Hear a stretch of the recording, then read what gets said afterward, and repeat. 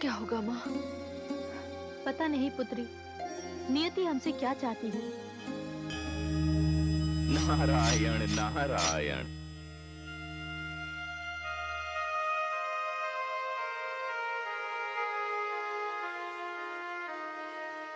भाभी श्री, बधाई हो। बधाई? किस बात की बधाई? पुत्री गौरी, तुम अपना व्रत तोड़ सकती हो। ये आप क्या कह रहे हैं तायाश्री? बताइए ना नारद जी, बात क्या है? होना क्या है भाभी श्री, बस यूं समझ लीजिए कि सारी चिंताएं समाप्त, संकट के बादल छंट गए हैं और जिस शुभ घड़ी की हमें प्रतीक्षा थी वह आ गई है। मैं समझी नहीं देवर्षि, बात क्या है? भाभी श्री, मैं तो चाहता हूं कि मैं कुछ भी ना कहूं और आप समझ जाएं। पहेलियां ना बुझाइए देवर्षि, स्पष्ट कहिए, क्या बात है? भाभी श्री, मैं पिताश्री ब्रह्मा के आश्वासन पर भगवान शिव को गौरी के साथ विवाह का प्रस्ताव देकर आ रहा हूं और भगवान शिव ने कहा है कि आने वाली किसी भी शुभ घड़ी पर यह कार्य संपन्न हो जाएगा। तायाश्री, क्या ये सत्य है? पुत्री, पिता यदि पुत्री से झूठ बोले तो मर्यादा के विरुद्ध होगा और तुम तो जानती हो मैं मर्यादा का प्रचारक हूं। अब शीघ्र ही तुम अपने पति के घर कैलाश चली जाओगी।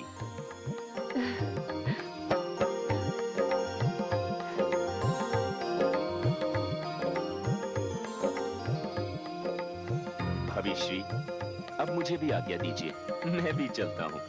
यदि इस समय मुझे भ्राता दक्ष ने देख लिया तो मेरा वध करके ही मानेंगे। धन्यवाद नारद जी, आपने बड़ी कृपा की गौरी पर। ये अब क्या कह रही हैं भाभी श्री?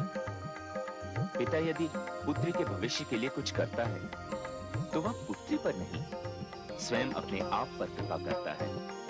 और फिर हमारी पुत्री भी कौन है? गौरी, जो स्वयं देवी का स्वरूप है। नारायण नारायण। हे देवी परमेश्वरी, ये सब तुम्हारी कृपा है। ये छल है, कपट है, मर्यादा के विरुद्ध बात है ये। इस कार्य को मैं क्या समझा तू? क्या बात है स्वामी, आप किस पर इतना रुष्ट हो रहे हैं? किसी पर नहीं पुत्रवधू, ये अपने आप पर रुष्ट हो रहा है। प्रणाम पिताश्री। सौभाग्यवती भव। प्रणाम करता हूँ, किंतु समझ में नहीं आ रहा आपको किस नाम से संबोधित करूं। सत्य कह रहा है तू, संबंधों की मर्यादा भूल गया है तू। अपनी प्रिय पुत्री पर जो व्यक्ति अन्याय कर सकता है उसे तो अपने पिता को पिता कहने में लज जाएगी ही। समझ में नहीं आता कि मैं तुझे क्या कहूं। और आपने जो किया है उसे मैं क्या कहूं? उसे तू क्या कहेगा? तू तो अपनी पुत्री का जीवन नष्ट करने चला था, उसे जीते जी मारने चला था। दक्ष, तू एक अस्वस्थ और रोगी परंपरा का आरंभ करने चला था और यदि तू अपने कार्य में सफल हो जाता तो इसके पश्चात संसार की हर पुत्री अपने दुर्भाग्य पर रोती रह जाती। तू अनर्थ करने जा रहा था, वो तो भला हो नारद का जिसने मुझे समय पर सूचित कर दिया, और आज एक बड़ा अनर्थ टल गया। अच्छा, तो ये सारी करतूत उस नारद की। वो हृदयहीन क्या समझेगा कि मैं एक पिता हूं और अपनी पुत्री के लिए क्या कर रहा हूं और क्यों कर रहा हूं? उसे हृदयहीन मत कहो। जब मैंने उसे जन्म दिया था तो उसे हृदय नहीं दिया था, और जिसे मैंने हृदय दिया वो हृदयहीन ही रहा।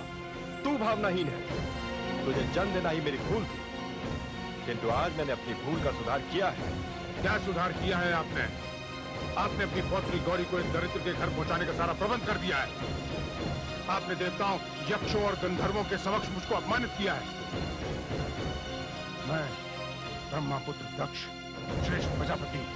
अरे श्रेष्ठ प्रजापति, तू ब्रह्मापुत्र के रट लगाए बैठा है। तू ब्रह्मापुत्र है, ब्रह्मा नहीं है। तो सुन, मैं वंश की श्रेष्ठता से अधिक व्यक्ति की श्रेष्ठता को महत्व देता हूं। क्या समझता है तू शिव को? वो भगवान है, त्रिलोकी नाथ है, सारे देवी देवता उनके समक्ष नतमस्तक हैं। तू क्या है और तेरा अस्तित्व क्या है? तूने उनका अपमान करके मुझे लज्जित किया है। ये मत भूलना, यदि मैं तुझे जन्म दे सकता हूं तो तेरा अस्तित्व मिटा भी सकता हूं। पिताश्री, चुप रह। यदि पिता के प्रति अभी भी थोड़ा सा सम्मान शेष है तेरे मन में, तो जैसा मैं कहता हूं वैसा ही तू कर। जानता है, मुझे अस्तित्व प्रदान करने के पश्चात जब आदि शक्ति ने मुझे कोई अस्त्र शस्त्र नहीं दिया था, तब उन्होंने कहा था कि मैं पिता हूं और सारी सृष्टि मेरी संतान है, और कोई भी पिता किसी भी परिस्थिति में अपनी संतान का वध नहीं करता। किंतु आज ये बात मैं सौगंध पूर्वक कह सकता हूं, यदि मेरे हाथ में शस्त्र होता तो मैं तेरा वध करने से नहीं चूकता। त्राहिमाम पिताश्री, आप जैसा कहेंगे, जो कहेंगे वही होगा। बोल दक्ष, मैं जो कहूंगा उसे तू स्वीकार करेगा? स्वीकार करूंगा। ठीक है, तो सर्वप्रथम कह कि मैं शिव को जामाता स्वीकार करता हूं।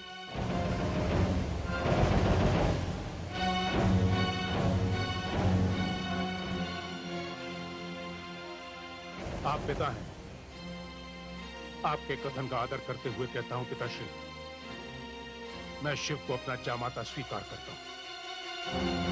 चल पिता न सही, तूने पुत्र धर्म का पालन करके अपने पिता का सम्मान तो किया। मैं तो तुझे मृत्यु का शाप देने जा रहा था, और वो विचार मेरे मस्तिष्क में आ भी गया था, इसलिए तेरी मृत्यु तो होगी। मैं तुझे... नहीं पिताश्री, नहीं, ऐसा मत कीजिए, ऐसा मत कीजिए। नहीं पुत्रवधू, अब ऐसा नहीं होगा। इसे मैं इसलिए क्षमा कर रहा हूं कि इसने मेरा आदेश मान लिया।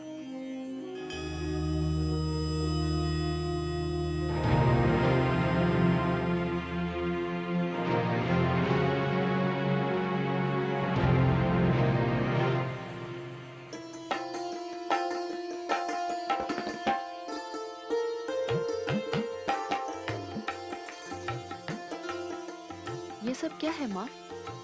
इतनी सारी कटोरियों में इतनी सारी सामग्री, इन सब की क्या आवश्यकता है माँ? हल्दी लेपन विवाह विधियों में पहला मांगलिक कार्यक्रम है। इसमें कन्या की बहनों और कन्या की सहेलियों को कन्या से जी खोल से मिलने का अवसर दिया जाता है। फिर तो कन्या ससुराल चली जाती है।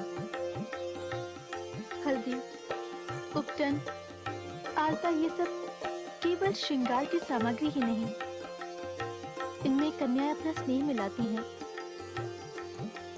जो कि बहनों का अधिकार होता है और भाभी दुल्हन का सौभाग्य। मेरी आंखों की पुतली, एक बात तो निश्चित हो गई है कि तू बहुत शीघ्र ही इस घर को सूना करके जाने वाली है। माँ, तू पराई हो जाने वाली है। ये क्या माँ, तुम रो रही हो? तुम्हारी आंखों में आंसू? भाग्यशाली माताओं की आंखों की संपत्ति है ये आंसू। जिस कन्या के हाथ पीले करने का सपना इन आंखों में पलता था, उन्हीं से ये आंसू छलक पड़े हैं। प्रसन्नता का बांध टूटने पर आंसुओं की बाढ़ तो आ ही जाती है। क्या कन्या माता पिता को दुख देने के लिए ही जन्म लेती है? इससे तो अच्छा होता कि मैं पुत्र के रूप में जन्म लेती। नहीं पुत्री, पुत्र और पुत्री दोनों की भूमिकाएं अलग अलग होती हैं। पुत्र गेहूं का दाना है तो पुत्री धान का दाना है। गेहूं जहां बोया जाता है वही जड़ पकड़ता है, वही पकता है, वही उगता है। किंतु कन्या का जीवन अधिक चुनौतीपूर्ण होता है। वो धान के दाने की तरह होती है, जहां उसे बोया जाता है, जड़ पकड़ने से पहले ही उसे उखाड़ दिया जाता है। फिर उसे दूसरी जगह रोपा जाता है और फिर उखाड़ दिया जाता है। जड़ पकड़ना और उखड़ना, यही कन्या के जीवन की नियति है, यही उसकी उपलब्धि है और यही सत्य है। कितना कठोर सत्य है माँ।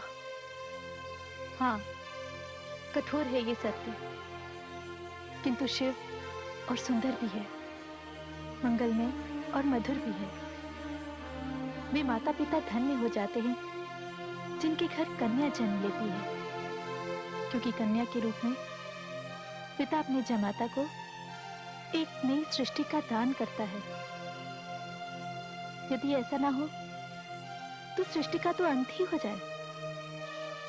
कन्यादान लेने वाले को कन्यादान करने वाले का आभार मानना चाहिए। पुत्री का पिता पुत्री देकर एक परिवार दे रहा है, वंश दे रहा है, गृहस्थी दे रहा है, पूरी संस्कृति दे रहा है।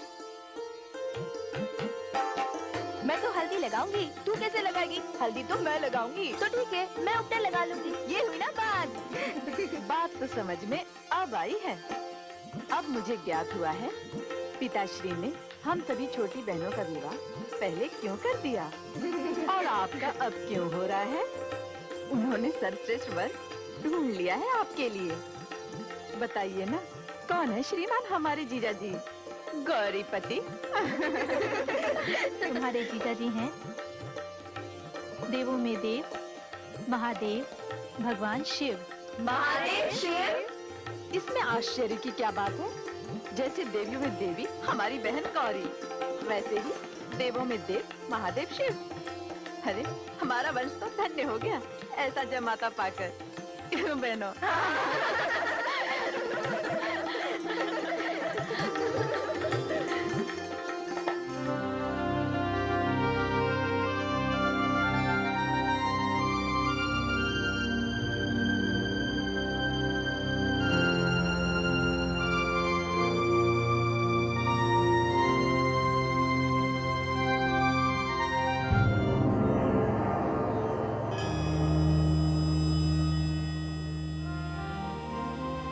प्रणाम हे जगदीश्वर विष्णु।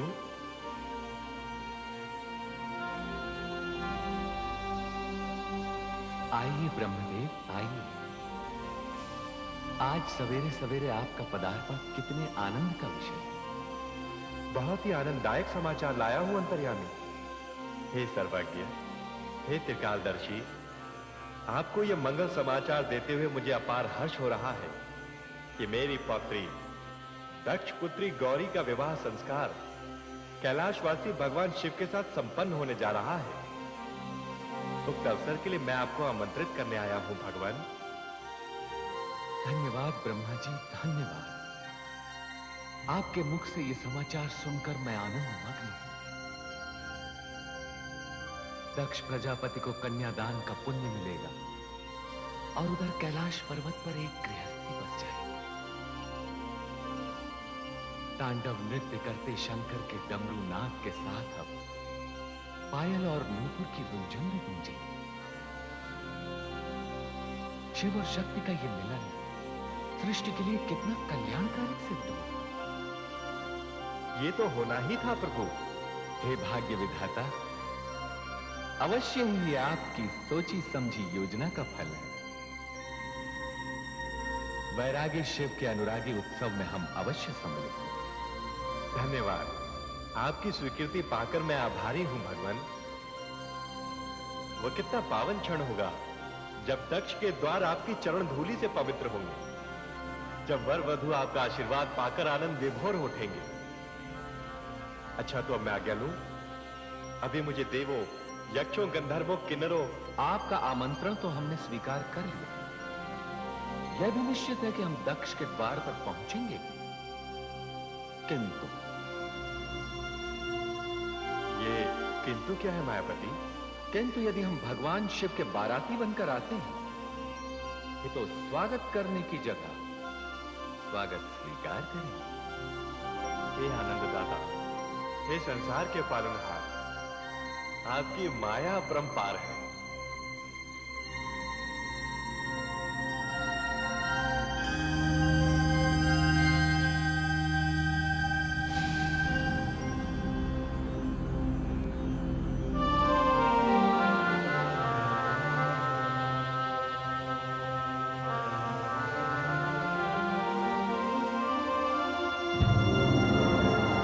नारायण नारायण। अच्छा हुआ नारद तुम आ गए। मैं तुम्हारी ही प्रतीक्षा कर रहा था। जब मुझे आपका संदेश मिला कि आपने मुझे बुलाया है, तो मुझे तो अपने कानों पर विश्वास ही नहीं हुआ, क्योंकि आपने तो मुझे यहाँ ना आने की चेतावनी दे रखी थी। हाँ, चेतावनी तो दे रखी थी, किंतु तुम्हारी आवश्यकता आन पड़ी। मेरी आवश्यकता आन पड़ी? हाँ, कभी कभी बड़े संकट को टालने के लिए छोटे संकट को निमंत्रण देना पड़ता है। अर्थात ये, नारद, मैं तुम्हें तो सहन कर सकता हूं, किंतु अपने भावी जामाता शिव का मुख नहीं देखना चाहता। पिताश्री ने मुझे एक बहुत ही विचित्र स्थिति में डाल दिया है। वर रक्षा की रीति पूरी करनी है, शकुन भी भेजना है। ये तो प्रत्येक पिता का पावन कर्तव्य है। इस कार्य को तो आप जितना शीघ्र हो कर डालिए। ये कार्य मैं नहीं कर सकता, इसीलिए तो तुम्हें यहां बुलाया है। भ्राताश्री, जैसा आपका आदेश। गौरी जैसे आपकी पुत्री है, वैसे मेरी भी। इस कार्य को आप करें या मैं, क्या अंतर पड़ता है? मैं चलता हूं भ्राताश्री। लगता है ये शुभ कार्य मेरे ही हाथों संपन्न होगा। नारायण नारायण।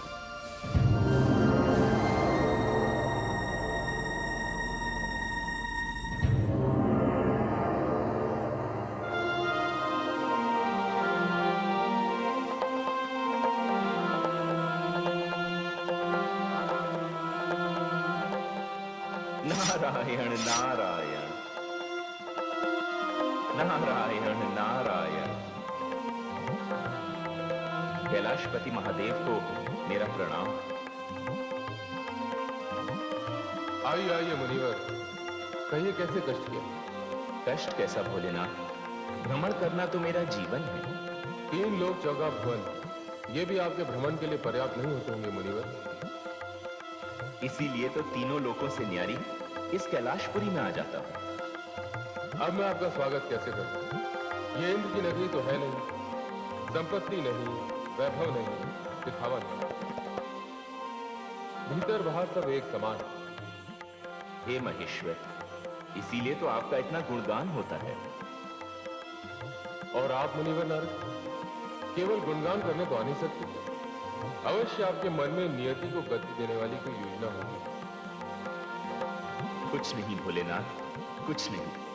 मैं तो बस भ्राता दक्ष के यहाँ गया था, वहां से उपहार लेकर आपकी सेवा में उपस्थित हुआ हूं। उपहार?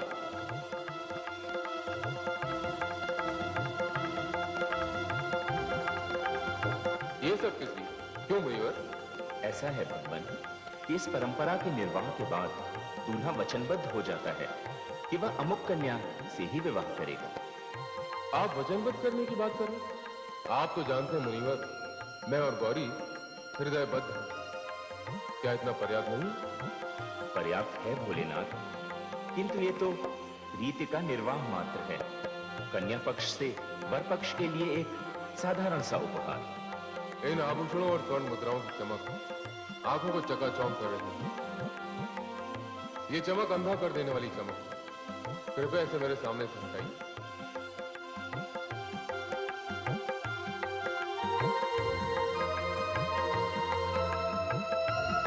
अब बोलिए मुनिवर। इसके अतिरिक्त कुछ भवंदी हैं भोलेनाथ, जो भ्राता दक्ष की विभिन्न क्षेत्रों में संपत्ति है। इसका अर्थ तो ये हुआ कि खुले आकाश के नीचे रहने वाले शिव को अब ससुराल की कृपा से रात की आवाज मिलेगी। मुझे राजभवन में घेर कर बंदी बनाने की योजना है। ये आप क्या कह रहे हैं भोलेनाथ? ऐसा कुछ भी नहीं है। ये वस्त्र, ये आभूषण, ये भवन, ये तो कन्या के भविष्य के लिए एक असहाय पिता की चिंता मात्र है। आप दुल्हे को विवाह के लिए वचनबद्ध करने नहीं, दुल्हे को मोल लेने के लिए आए। मुझे सब कुछ नहीं चाहिए। ऐसी परंपरा तो होनी भी नहीं चाहिए। दुल्हे के लिए दुल्हन से बढ़कर कोई उपहार नहीं होता। अन्य उपहार दुल्हन की महत्ता को कम कर देते हैं। कन्या पिता के जीवन का वो अनमोल धन होती है जिसे देकर वो वर परिवार पर उपकार करता है।